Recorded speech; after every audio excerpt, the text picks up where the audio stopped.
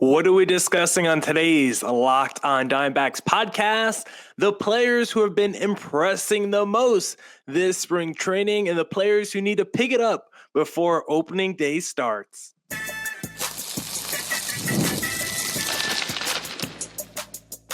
You are Locked On Diamondbacks, your daily Arizona Diamondbacks podcast, part of the Locked On Podcast Network, your team every day. Welcome into the Locked On Diamondbacks podcast, part of the Locked On Podcast Network, your team every day. You're listening to who? The always charismatic host of this podcast, Millard Thomas, multimedia journalist, and I'm a graphic designer. So please go check out my website, millardthomas24.myportfolio.com. On there you can see all my latest work, from my packages to my articles to my photos and my graphic design. This episode is brought to you by Monarch Money. Take control of your finances with Monarch Money. Use code LOCKEDONMLB at monarchmoney.com for 50% off your first year. On today's Locked On Diamondbacks podcast, I want to talk about the players that I feel most hyped about, the players I think are really impressing this spring training as we enter the regular season.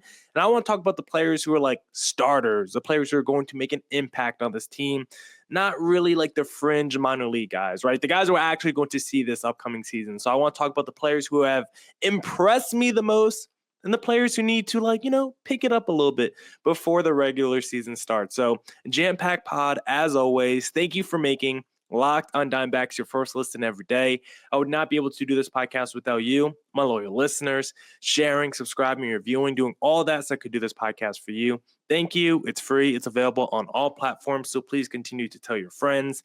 And one of those platforms is YouTube. Please hit subscribe to Locked On Diamondbacks on YouTube.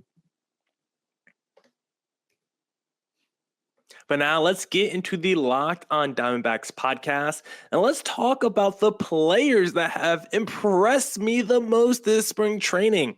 And again, these are players who will make an impact for the D-backs at some point this season, whether it's small, whether it's large. Some of these guys are legit starters for Arizona. I just want to talk about the players overall, pitchers and hitters that I think have really impressed this spring training for the D-backs. The first guy I want to discuss, because like I said, this is not deep cuts here. The first guy I want to talk about is Corbin Barrels, because he's been barreling the ball all spring training, and it is make me feel really good about the potential for him this upcoming season. We know Corbin Carroll, Rookie of the Year, finished top 5 in MVP voting. We know how high his ceiling is. And as a sophomore, we were hoping he could climb to even greater heights. Now, did he disappoint his sophomore year? Yes, but even with Carroll disappointing to a 749 OPS, he still gave you 22 home runs, led the league in triples, 35 steals. Like, the overall counting numbers were still solid, still played really good defense. And for Corbin Carroll, entering next season, I think we're going to see not just what we saw in 2023 when he won Rookie of the Year, but I think we're going to see the best version of Corbin Carroll we have yet to see so far. Because if you look at his rookie season, the first half of that year, he was incredible from the power department. 18 home runs in the first half of his rookie season. And then last year, we know as a sophomore, he started the first half really slow, but was one of the 10 best players in the National League in WRC plus in those last 80 games. And if you combine the first half of 23 with the second half of 2024, it's like a 35 home run season, right? And so Corbin Carroll, so far this spring training, he has displayed a ton of power for Arizona. He currently leads the team in home runs with 4 entering Monday's games. He's a 1,400 OPS, a 400 average. And this guy, I think we're going to see a monster power season from Corbin Carroll upcoming. I think we're going to see a version of the first half of 23 combined with the second half of 24. If we get that, do not be surprised if Corbin Carroll has like a 35 home run, 70 stolen base season, because I think that's in the cards for Corbin Carroll this upcoming year. Based off what we've seen in spring training, based on what we've seen from the second half of last year, I'm expecting a monster power season from Corbin Carroll in 2025. Same with the next guy who has really impressed, Eugenio Suarez. He turned it on in those last 80 games last year, right? In the first 80 games, we were having discussions about, Should the D-backs salary dump him to any team that wants him? Should we just straight up like waive Eugenio? Like, we were talking about any possibility to get him off the roster when he was struggling in the first half of last year. When those last 80 games, Eugenio legitimately turned into Babe Ruth when you go and look at the numbers. And so far this spring training, he has not slowed down one bit. He's got almost 1,000 OPS entering Monday's games. He's got almost as many walks as he does strikeouts. He has more RBIs than he has strikeouts this spring training. And so, like, when you look at Eugenio this spring training, it looks like he hasn't missed a beat from where he was in the second half of 2024.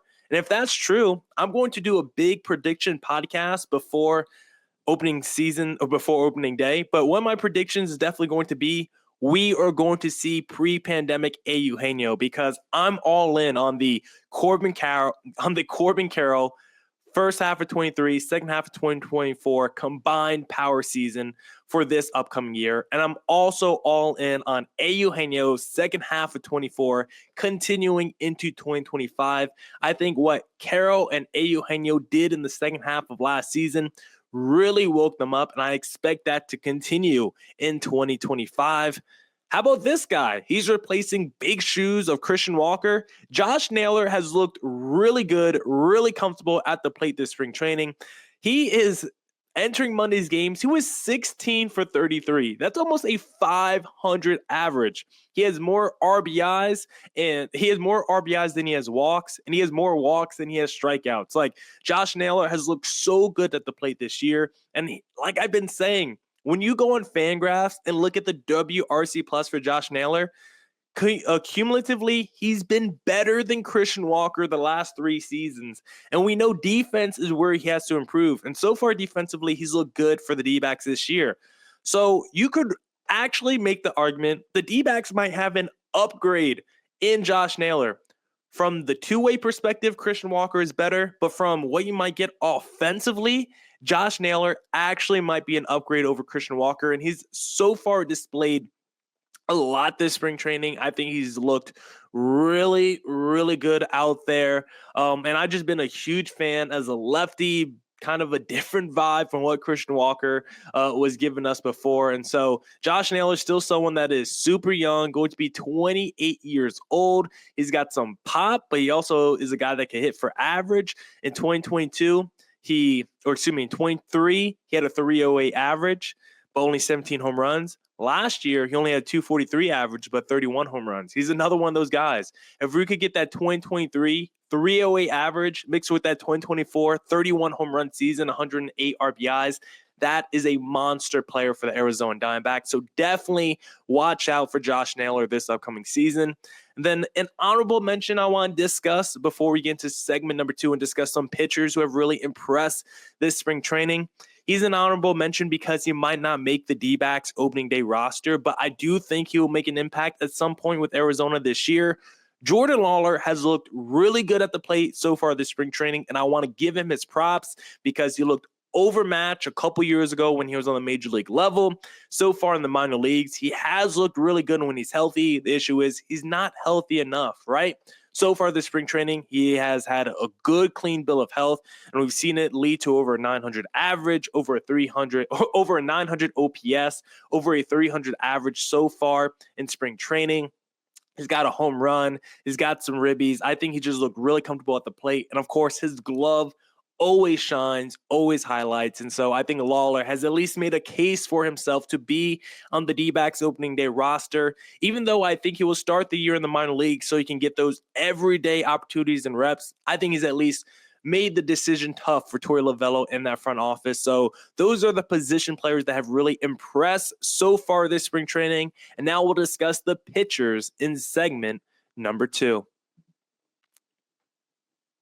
And if you're looking to buy tickets to an upcoming sport or an event, then the best place to do that, of course, is going to be Game Times, because Game Time is the best place for last minute deals on sports, concerts, comedy, theater, and more. They have this feature called all-in pricing. When you toggle this feature on, it shows you your total cost up front with no surprise fees at checkout. You could get a panoramic view from your seat before you buy. They also have the lowest price guarantee, or Game Time will credit you 110% of the difference.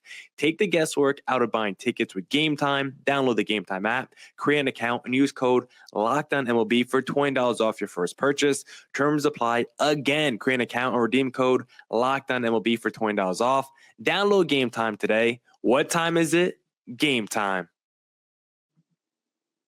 And also, I want to talk to you guys about Just Ingredients, because when it comes to fueling your body, quality matters. That's why Just Ingredients is changing the game with clean, high-quality products designed to support better health and peak performance.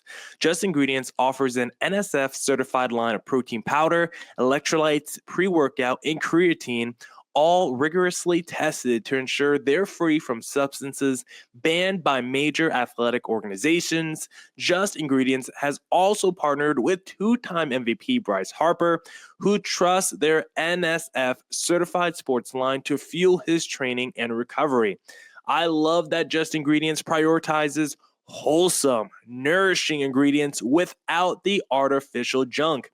Just visit justingredients.us/Bryce Harper and use code LOCKEDONMLB for 20% off your first order. And for more wellness tips, follow at just.ingredients on Instagram.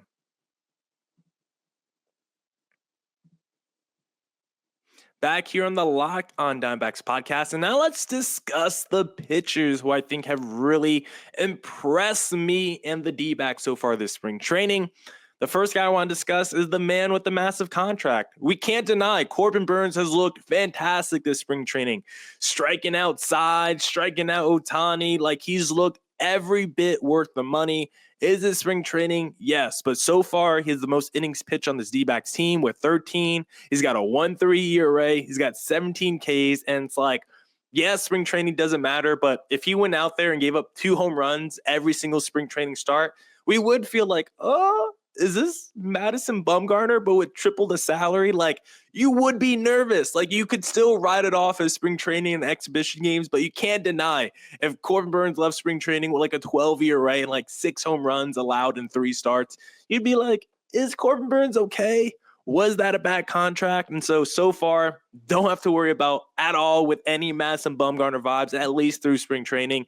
He's been dominant. He's looked incredible, and he's got us hyped for the regular season. The only question is, will he be the opening day starter? We discussed that on yesterday's podcast, so go back and look at it, because I made the case for Corbin Burnes to be the opening day starter. But again, we will not be upset at all if Zach Gallen is named, but I do think Burnes has been the best D-back starter so far this spring training. He's looked incredible with that new contract. Next guy I want to talk about is the other D-back starting pitcher who's getting a lot of money. It's not Jordan Montgomery.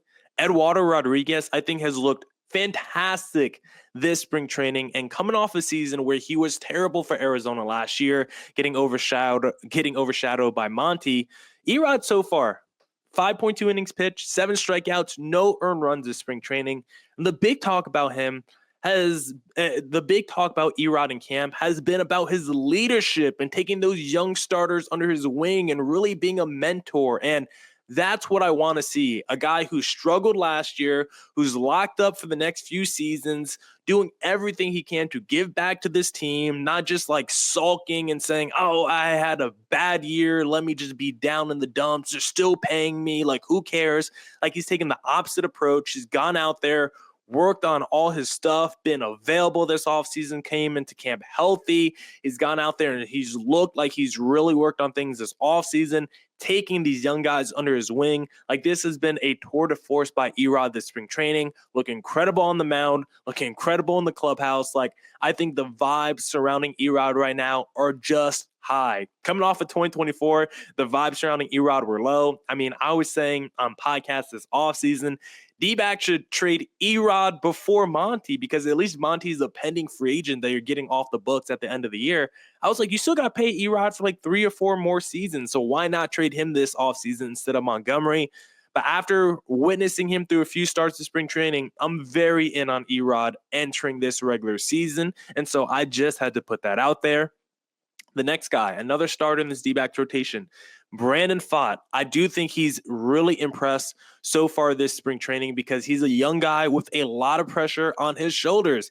He is someone that's like, yo, I was the number 3 starter in the rotation to the World Series, and now I'm fighting for a rotation spot. Like, what is this? That's what I would be thinking if I'm Brandon Pfaadt.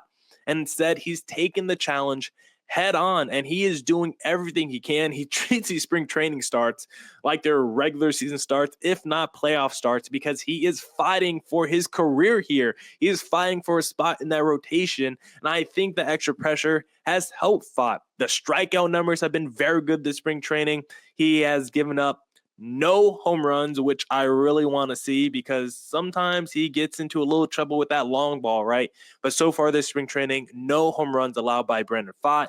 He is someone that I think is a huge swing piece. Like Erod, Kelly, and Pfaadt, I think are just major swing pieces in this D-backs rotation because I think they're all underrated and undervalued. Like a healthy Erod can be a workhorse. The issue is with Erod, he's never healthy. But the 1 or 2 seasons he has been healthy, he does. When you look at his innings pitched per start, Erod, if you tell him going to a game he's going to be healthy, he's going to give you like 6-7 innings. Like you look at historically at his starts, he pitches deep into starts. The issue is he doesn't make many starts throughout a year, or he gets pulled out of early from starts due to injury and not really due to performance. So if you get a healthy Erod, Kelly, and Pfaadt, that could be 180 to 200 innings pitched from the last 3 starters in your rotation, which I think is just super major. And so I love Brandon Pfaadt, and I love what he's done this spring training. And then a couple of like honorable mention guys, because I don't know exactly what their role will be, if they will even have a role come opening day. But Yolber Diaz has looked absolutely fantastic. He looks like he's throwing harder than what he did last year. It looks like he has more command, better control than he had last year. He is now the D-backs top pitching prospect. You can see it. 6 innings pitched, no earned runs in spring training, only a couple of hits even allowed. And it's like Yolber Diaz gives me real flashes of a guy that could be right there with Justin Martinez is like the 7th inning guy, 8th inning guy. Like Yolber Diaz, I think could be high leverage back end reliever for the D-backs. Or I could even see like, could he potentially be like the number 3, number 4 starter for Arizona? Maybe like the best version of Yolber Diaz maybe is a number 3, number 4 starter. But at the very least, I could see this guy being like a 12-year veteran in the major leagues as a flamethrower reliever in the back end of your pen. And so I love Yolber Diaz. I love what he's done this spring training. Same with this other guy, Dre Jameson, who is touching 100 miles per hour consistently this spring training. We want that guy. We need that guy in the pen. You can have, imagine a pen one day with Puck, Martinez, Ginkel, Diaz, Dre Jameson. Like you're going to have like 5 guys that could throw between 98 and like 103 miles per hour. Like it's insane to think about. D-backs bullpen that just reinvented itself in terms of the flame throwing aspect, the fireball nature. You can still throw a guy like Ryan Nelson in the back end, a guy like Bryce Jarvis, all guys in the mid to upper 90s with their 4-seamer, like incredible heat now coming out the D-backs bullpen. And so they may not be there opening day, but I think Yolber Diaz and Dre Jameson are 2 guys that are definitely going to make an impact at some point this season for the Arizona Diamondbacks. Now, those are the players who have impressed so far this spring training, but what about the players that need to pick it up? We'll discuss that in segment number 3. Get the supplies you need from the site made for the skilled trades, Supply House. Whether you're in plumbing, HVAC, or electrical work, Supply House is the reliable way to order products online. Their easy-to-use website is packed with helpful resources and the latest product info to help you get the job done right. Plus, with the complete inventory of 200,000 parts from 400 top brands, you'll find exactly what you need delivered fast from coast to coast. Need help with an order? Supply House offers expert support and industry-leading service, so you'll always talk to a real person. And for trade pros looking for an extra edge, their free Trade Master program offers exclusive perks like a dedicated phone line, free shipping, and discounts on every order. Thousands of skilled professionals are already taking advantage. Now it's your turn. Join the Trademaster program today at supplyhouse.com/TM and start ordering plumbing, HVAC, and electrical supplies with just a few clicks. Plus, use promo code SHF for 5% off your first order. That's supplyhouse.com. All right, let's get back to the Locked on Diamondbacks podcast. And now let's discuss the players who need to pick it up in spring training before the regular season starts. And again, it's just spring training, but these are the guys who I'm like, haven't been too impressed. Some of these guys are dudes who we've been wanting to see a little bit more from. Some of these guys are dudes who we haven't really believed in that much anyway, but all these guys need to pick it up for the rest of the spring training, whether they're going to the minors or they're going to be playing for the D-backs come opening day. I would just like to see a little bit more positivity over the last couple of weeks. First guy I want to discuss is Adrian Del Castillo, who has just not had a great spring training so far, at least at the plate. I think defensively, he has looked a little bit improved. He has thrown out a couple guys behind the bases, but we know ADC for his hitting. And I think once he goes to the minor leagues, we will forget all about how bad of a spring training he has had. But so far for ADC, it has not been too pretty at the plate, and this is a guy who is known to be offense first, right? Well, so far he has 3 hits in 24 at-bats for a 125 average, so it has not been good for Adrian Del Castillo. Jose Herrera looks like he's going to win that backup catcher job as he is out of options, so it makes sense that he will. But as I've been saying all offseason, if Adrian Del Castillo is crushing it in the minors, and then Pavin Smith on the major league level is struggling with the D-backs, I could see Arizona giving ADC a shot to be the lefty DH if Pavin Smith struggles. So if I'm Adrian Del Castillo, just relax a little bit. Just go crush in Reno and just bide your time, because I do think you'll make an impact at some point. If not Jose Herrera struggling or getting hurt, or Pavin Smith getting hurt, I think you will make an impact at some point in the season, ADC. Next guy I want to discuss, it's a guy that I've been wanting to – it's a guy that I want to see do something. It's a guy that we all are like in on as a player, but has struggled throughout his major league career so far. Alek Thomas, he continues to not do too much with his opportunities at the plate.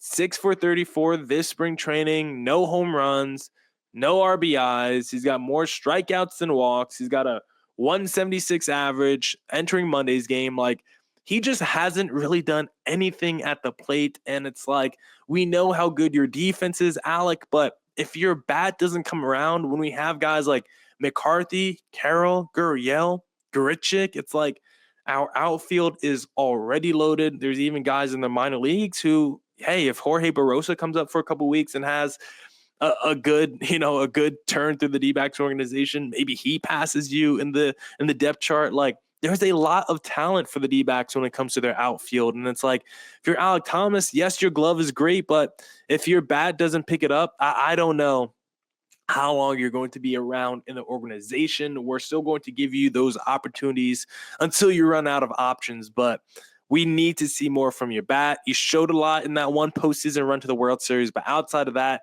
it looks more like an outlier than what was like a flash for your future potential. And so for Thomas, we would love to see you pick it up before the regular season starts.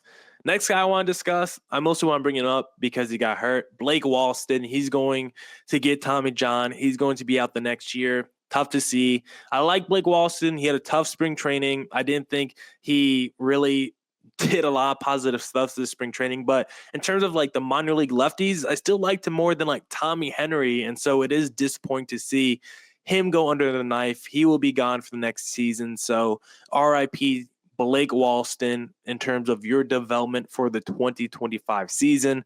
And then the last couple guys, Kyle Nelson, Tommy Henry, the other two dudes who are going to be in Reno, hopefully as 2 lefty pitchers. We'll see if Kyle Nelson like clears the waivers and gets there, but he has not looked good this spring training. He looks like he's still working his way back from the surgery he had last year, same injury that took Merrill Kelly out a few years ago, if you remember, that thoracic outlet surgery. And so Kyle Nelson still doesn't look like he's all the way back.